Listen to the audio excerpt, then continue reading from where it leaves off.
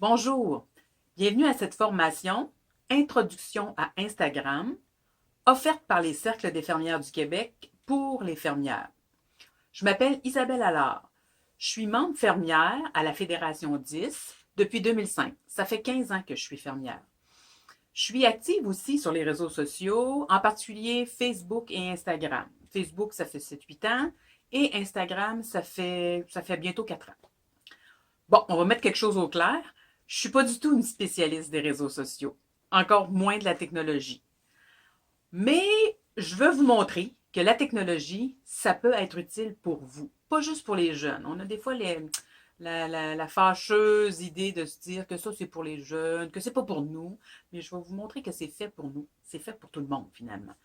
Puis vous avez des choses à montrer. Vous savez, moi, je suis fière d'être fermière.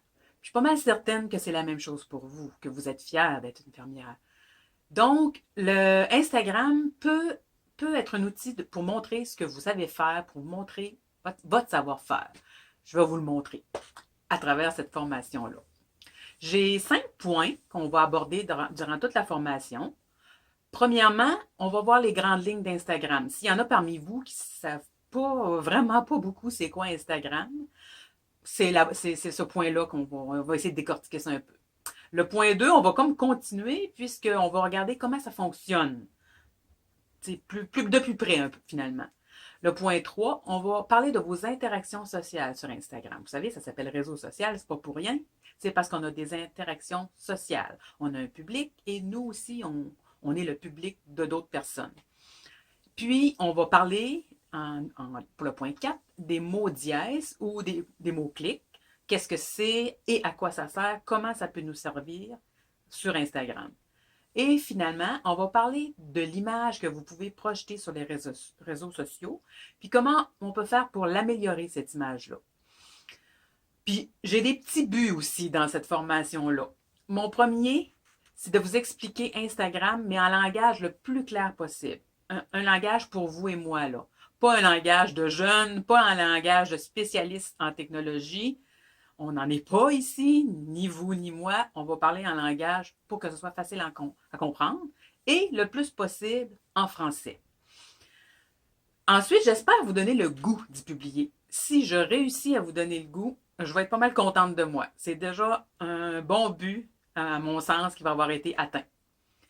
Vous savez, il y a plusieurs personnes qui pourraient vous parler de comment ils voient Instagram, puis il y a pas de problème à aller voir ce que d'autres peuvent en dire, mais moi, j'espère pouvoir vous communiquer mon expérience, qu'est-ce que j'ai acquis au fil du temps. Et ensuite, surtout, j'espère voir plus de fermières sur Instagram. Sur les réseaux sociaux en général, oui, mais sur Instagram, on en a très, très peu. Ou en tout cas, elles ne se manifestent pas beaucoup. J'espère qu'on va pouvoir, que les cercles vont pouvoir être présents, mais que les fermières aussi individuellement vont pouvoir l'être. Puis, la formation, c'est un peu dans ce but-là qu'on l'a fait. Alors, vous êtes prêtes? OK, c'est parti.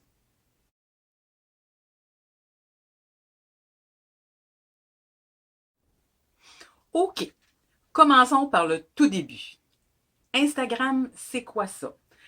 C'est ce qu'on appelle un réseau social et il appartient depuis quelque temps à Facebook. C'est pour ça que si jamais vous connaissez un peu Facebook, vous allez pouvoir voir un peu des similitudes entre les deux réseaux sociaux. Instagram, c'est surtout un réseau social axé sur le visuel, sur les photos, sur les images, sur les vidéos. Si vous n'avez pas de photos, ni d'images, ni de vidéos, vous ne pouvez pas publier. Ça ne se fait pas de publier juste quelques mots. Ça prend un support visuel tout d'abord. Instagram, à cause de ça, a souvent été associé à ceux qui aimaient se montrer. Le réseau social des motus-vus, comme on dit en bon québécois. Mais en réalité, c'est le réseau social pour montrer quelque chose aussi. Ça peut être nous qu'on veut montrer, mais ça peut être ce qu'on fait. À ce moment-là, c'est là que ça devient le plus intéressant pour nous. Sa particularité, c'est qu'il fonctionne avec un appareil mobile, que ce soit un cellulaire ou une tablette, plutôt que sur un ordinateur. Ce n'est pas qu'il ne fonctionne pas du tout avec un ordinateur, mais c'est comme réduit ce qu'on peut y faire. Sur l'ordinateur, vous allez juste pouvoir aimer ou commenter, mais vous n'allez pas pouvoir publier vous-même. Dans le fond, Instagram a été fait dans l'idée que j'ai mon cellulaire, je prends une photo et je la publie sur Instagram. Ou je prends une vidéo et je le publie sur Instagram. C'est l'idée derrière ce réseau social-là. Bon, on va regarder comment l'installer. Si jamais vous êtes vraiment nouvelle avec Instagram, ben vous l'avez pas. Parce qu'il n'est pas par défaut sur votre cellulaire ou votre tablette. Il faut l'installer. C'est une application. Alors, je vais vous donner la marche à suivre. Premièrement, vous allez trouver l'application Play Store. Désolé, c'est pas un anglicisme, c'est comme ça que s'appelle l'application Play Store. Rendez-vous à cette application-là. Une fois que vous êtes là, il y a une barre de recherche. Tapez Instagram dans la barre de recherche et cliquez dessus. Ensuite, ça va être écrit Installer. Alors, vous cliquez sur Installer. Ça va prendre un petit temps, quelques minutes. Là, pas des heures, mais quelques minutes. Laissez-lui le temps de faire ce qu'il a à faire. Puis quand ça va être fait, ça va être écrit Ouvrir. Vous pouvez cliquer sur Ouvrir, c'est prêt à utiliser. Même que vous allez avoir la petite icône d'Instagram sur votre écran d'accueil d'appareil mobile, de cellulaire. Des fois, je dis cellulaire, des fois, je dis tablette, mais vous comprenez l'idée, ça fonctionne pour les deux. Donc, vous allez avoir maintenant l'icône d'Instagram, puis là, les autres fois, vous allez cliquer directement sur l'icône pour vous rendre. Petite parenthèse, au sujet de l'installation d'Instagram, si vous le faites à titre personnel, bien sûr, vous allez utiliser votre adresse courriel.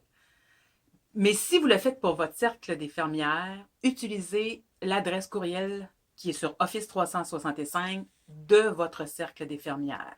Pourquoi on veut ça?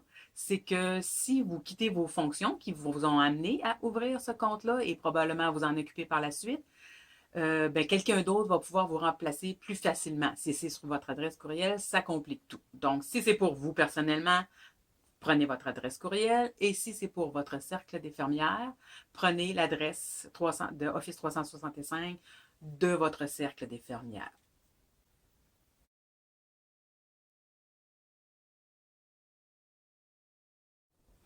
Bon, maintenant que vous êtes inscrit sur Instagram, que vous avez un compte ou que votre cercle a un compte, on va aller regarder de plus près comment ça fonctionne tout ça.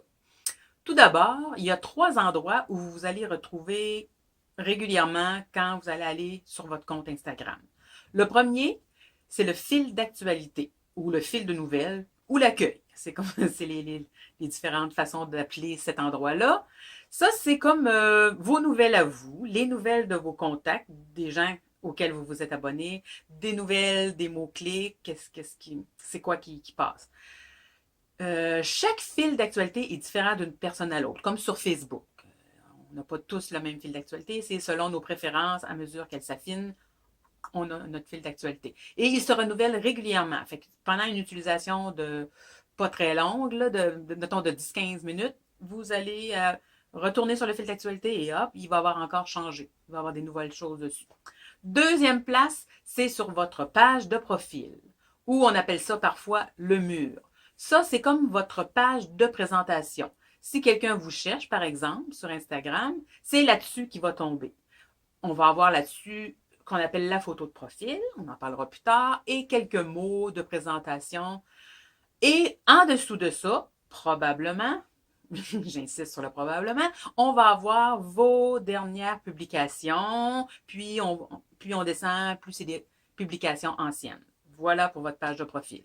Et la troisième place où vous pouvez vous trouver, c'est les stories. Stories, ça veut dire histoire au pluriel. Malheureusement, dans le cas des réseaux sociaux, on n'utilise jamais le mot histoire. Les gens ne comprendraient pas si vous diriez ça. J'ai fait une recherche, puis c'est à ça que ça m'a amené. Donc, désolé, stories. Stories, ça, ce sont des publications plus courtes dans le temps. Ça dure 24 heures. Où vous pouvez voir les stories de vos amis. Dans le fil de nouvelles, vous allez voir des petits ronds en haut de la page. Ça, ce sont les stories de vos amis. Pourquoi qu'on a cette différentes types de publications-là? C'est des fois, chaque personne va définir qu'est-ce qu'il va mettre dans ses publications régulières et qu'est-ce qu'il va mettre dans ses stories. Mais c'est ça. Les gens vont souvent, ce que je vois souvent, c'est des choses un petit peu plus personnelles. En tout cas, moi, c'est comme ça. Je vais mettre quelque chose de personnel, qu'est-ce que j'ai fait la fin de semaine. Je ne mets pas ça du tout dans mes publications régulières. Ou des fois des choses que tu veux en parler, mais tu veux pas que ça reste trop longtemps sur la plateforme Instagram. Mais ça, à vous de voir quelles seront vos préférences. Ensuite, en plus des 3 endroits où vous vous retrouvez régulièrement, on a 5 petites icônes qu'on voit automatiquement quand on rentre dans notre compte Instagram. Ils se retrouvent soit en bas de notre fil d'actualité ou soit en bas de notre page de profil. On va les regarder, ces 5 icônes-là.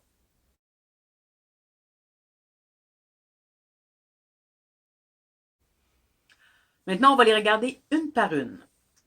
Tout d'abord, on a la petite maison. Ça, c'est votre fil de nouvelles ou de votre fil d'actualité, comme on a dit tantôt, ou l'accueil. C'est quand vous recliquez là, c'est là qu'il peut se renouveler à chaque fois. Ensuite, on a la petite loupe. La petite loupe, c'est la chose qui va vous servir le plus au début. Dans le fond, c'est pour les recherches. Vous vous rendez sur cette page-là. La première chose qui vous saute aux yeux, c'est que vous allez voir des publications très, très populaires. Puis, à mesure que votre utilisation va avancer, Instagram va détecter vos préférences ou vous allez les avoir signifiées par certains choix de contacts, par certains choix de mots dièse. Plus bas, on va avoir d'autres types de publications dans vos goûts à vous plus. Mais surtout, on a une espèce de barre de recherche pour chercher ou bien des personnes ou bien des mots dièse. Puis là, on ne se gêne pas. Même si vous n'avez aucune idée si un mot dièse existe, on l'essaye, puis on voit s'il existe, s'il y a quelque chose dessus. Ensuite, troisième petite icône, c'est le carré avec une croix au milieu. Ça, c'est pour publier. Quand vous voulez publier une photo ou une vidéo, vous cliquez là-dessus. Ça vous amène à un endroit qui vous fait choisir lequel des deux vous voulez faire, une photo ou une vidéo. Et on a la possibilité d'apposer quelques filtres à ce qu'on a publié. C'est une des particularités d'Instagram. Quatrième, le petit cœur. C'est ce qu'on appelle les notifications. Vous allez voir régulièrement un petit point rouge ou un chiffre rouge juste au-dessus de ce petit cœur-là. C'est pour vous dire que vous avez des notifications. Ça veut dire que soit quelqu'un a aimé une de vos publications, soit quelqu'un a commenté une de vos publications, ou soit quelqu'un a répondu à un de vos commentaires. Et finalement, la dernière icône, c'est un genre de miniature de votre photo de profil. Vous cliquez là-dessus quand vous voulez tout simplement vous retrouver sur votre page de profil.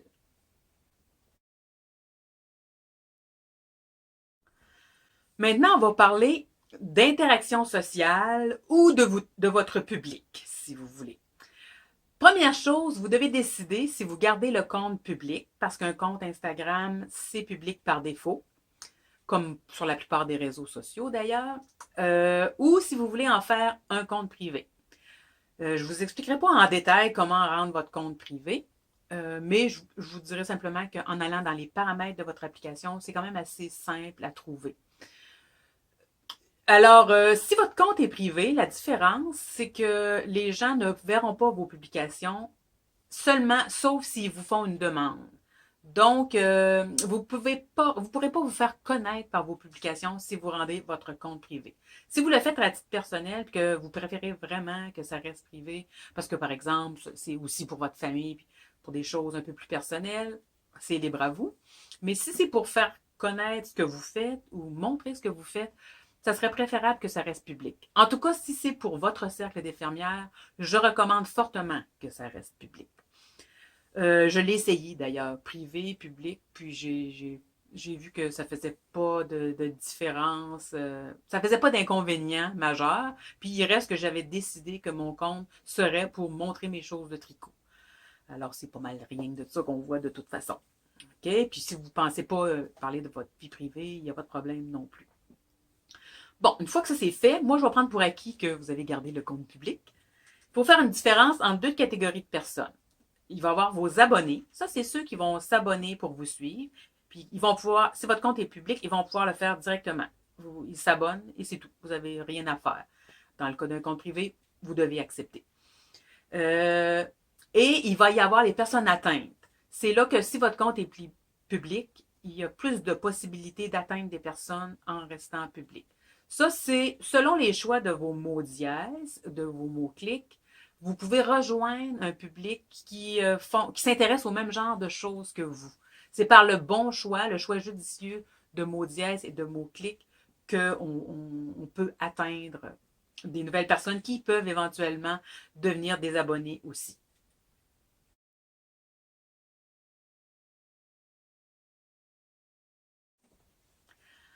Parlons d'atteindre les gens, dans l'espoir d'avoir un petit peu plus d'abonnés. Première chose qu'on va aborder, c'est les mots dièses ou mots-clics. Qu'est-ce que c'est les mots dièses? C'est comme un mot à thème ou un petit groupe de mots. Ça représente un thème, général ou spécifique. Quand on utilise plus qu'un mot, en passant, ça doit être tout collé. Sinon, ça ne rentrera pas dans le mot dièse. Donc, c'est un mot ou deux mots, des fois un petit peu plus, mais pas trop quand même. Là. Ça représente un thème et c'est comme une façon de rejoindre et d'atteindre des gens qui pourraient être interpellés par votre mot dièse, que ça pourrait passer dans une catégorie de ce mot dièse-là. Où est-ce qu'on les met? On peut les mettre au travers le texte. Par exemple, si je parle de quelque chose, c'est que j'ai l'habitude d'utiliser le mot dièse tissage.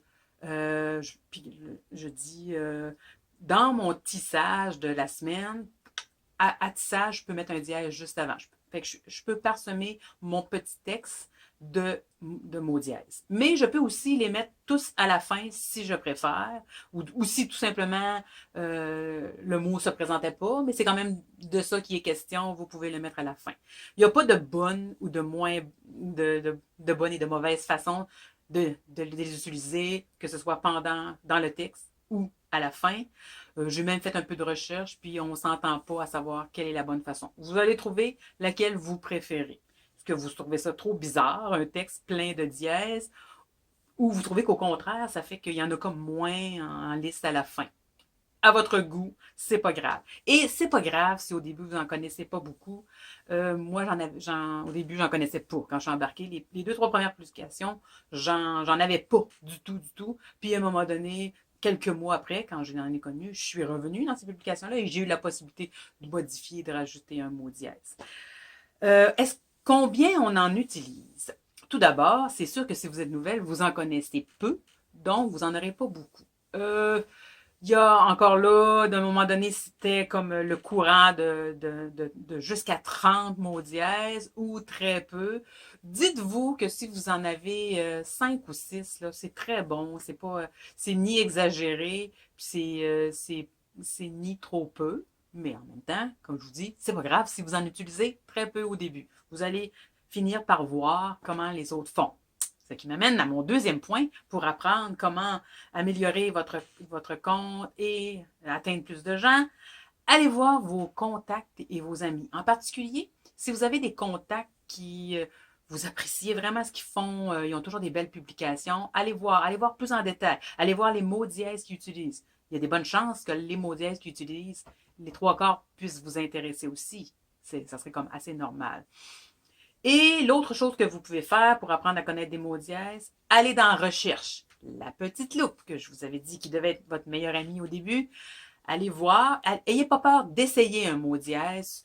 Vous allez être surpris comment, des fois, quelque chose qui vous semble, mon doute, très peu connu, hein, c'est très connu. Vous savez, Instagram, c'est mondial, hein, fait que il peut y avoir des gens qui connaissent quelque chose que vous avez l'impression que personne ne connaît autour de vous, mais dans le monde, il y en a d'autres hein, qui connaissent ça. Alors, allez voir, puis faites des recherches dans les barres de recherche. Ensuite, une autre façon d'atteindre plus de gens et de... Là, il s'agit plus de vos abonnés, mais quand même, si vous voulez que vos abonnés s'intéressent à ce que vous faites, vous devez vous aussi réagir à ce qu'ils font. Vous pouvez aimer en cliquant sur le petit cœur en dessous de leur publication ou en cliquant 2 fois sur la photo. cliquez 2 fois sur la photo ou sur le petit cœur, ça donne le même résultat, c'est aimer. Ou en commentant. Ça peut être juste pour dire que vous trouvez ça beau, dire votre appréciation ou même poser une question. Au début, on est timide. J'étais timide et je faisais pas grand réaction, mais j'avais pas grand réaction non plus. Puis à mesure que tu commences à échanger, puis toi aussi, ah, il y a comme une réponse qui se fait. C'est comme dans la vraie vie, si vous parlez pas à personne, personne va avoir envie de vous parler. C'est assez normal. Donc, ne vous gênez pas pour réagir. Puis, vous avez juste à commencer par les gens que vous connaissez personnellement. C'est comme moins gênant peut-être au début, mais il n'y a pas de gêne, là. Ça s'appelle réseau social, hein, vous savez. Et la dernière façon d'atteindre des gens, c'est par rapport à la qualité de vos publications, ce qui m'amène à notre dernier point.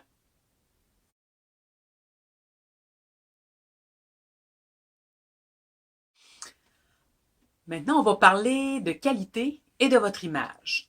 Là, mon but, c'est pas de vous mettre une pression pour que votre compte Instagram, chaque publication soit la perfection même, mais juste de vous montrer comment c'est simple d'améliorer l'image qu'on peut avoir. On va commencer par aller voir sur la page de profil. On va aller voir un profil.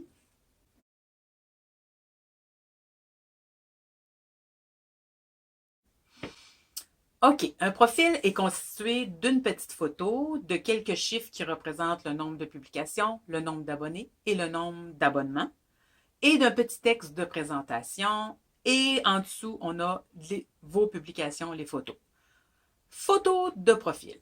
Choisissez-les avec soin. Choisissez une belle photo de belle qualité. Vous n'êtes pas obligé de mettre votre photo à vous. Vous pouvez le faire, mais vous n'êtes pas obligé. Mais soyez sûr que la photo est représentative de ce que vous faites, de qui vous êtes. Ça, c'est quand même important que ça ait rapport. Et entre parenthèses, si jamais vous doutez, faites comme vous le pensez. Il sera toujours temps plus tard de revenir modifier sa photo de profil. Ensuite, il faut prendre le temps de se concocter un petit texte de présentation. Pensez-y comme il faut. C'est court, il faut que ce soit bref et en même temps que ça décrive bien qui vous êtes et ce que vous faites. C'est pas compliqué, mettez pas ça compliqué non plus, là, mais il faut que ce soit que ça vous représente bien. Dans le petit texte, il y a la possibilité d'y mettre un lien, seulement un par exemple. Vous ne pouvez pas en mettre plusieurs, sauf en vous abonnant à d'autres applications. On ne parle pas de ça aujourd'hui. Donc, on peut mettre un lien. Si vous avez un blog ou un site, vous pouvez le mettre là. Mais ce n'est pas obligatoire de mettre un lien là non plus. Si ce n'est pas pertinent pour vous, faites-le pas. Il y a aussi la possibilité, certaines personnes vont mettre un mot dièse qui va bien avec leurs intérêts. Encore là, vous pouvez le faire, mais ce n'est pas obligatoire.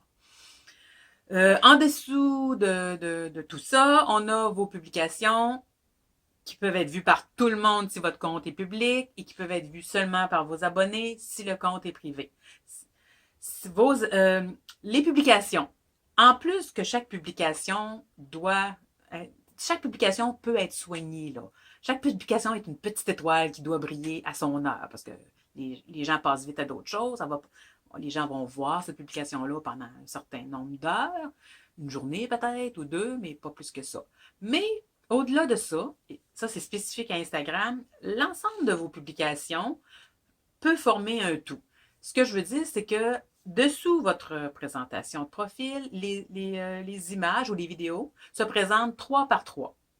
Donc, c'est possible, si on veut, que 3 photos aient un genre de thème commun, que ce soit d'une couleur, que ce soit un thème, comme je disais, ou même pas rien que 3, mais 6 ou 9 peuvent comme faire un tout ensemble. Compliquez-vous pas la vie non plus, là.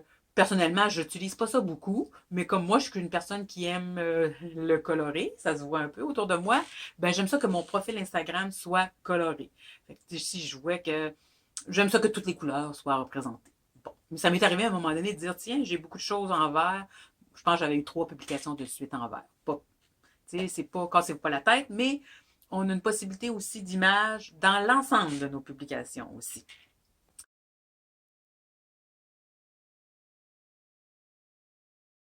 D'ailleurs, on parlait de publication, on a parlé de votre profil, de soigner son apparence, mais de soigner aussi chaque publication.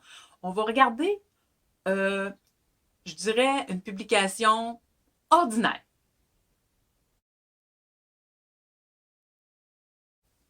Maintenant, on va regarder la même publication où j'ai pris peut-être 30 secondes pour la soigner.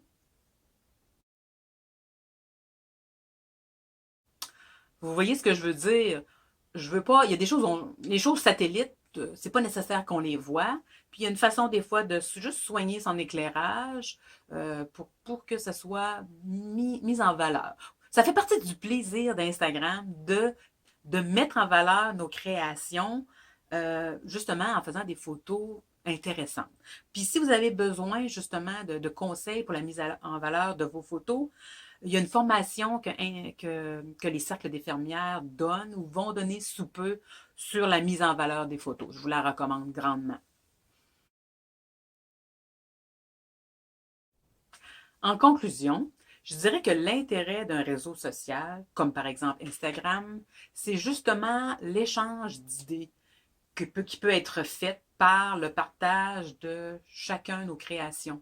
Vous allez avoir la possibilité de rencontrer des personnes qui font la même chose que vous, que ce soit une autre membre fermière, mais que ce soit quelqu'un ailleurs dans le monde aussi. C'est ça l'intérêt. Ainsi, ça nous donne de nouvelles idées, mais nous aussi, en partageant ce qu'on fait, on peut donner des idées à d'autres personnes. C'est vraiment l'intérêt que je peux voir d'un réseau social pour une artisane ou une fermière. Ayez pas peur d'explorer. Ça fait pas de mal et c'est comme ça que vous allez vraiment trouver des choses qui vous intéressent plus particulièrement. À ce moment-là, votre compte Instagram va être vraiment à votre couleur.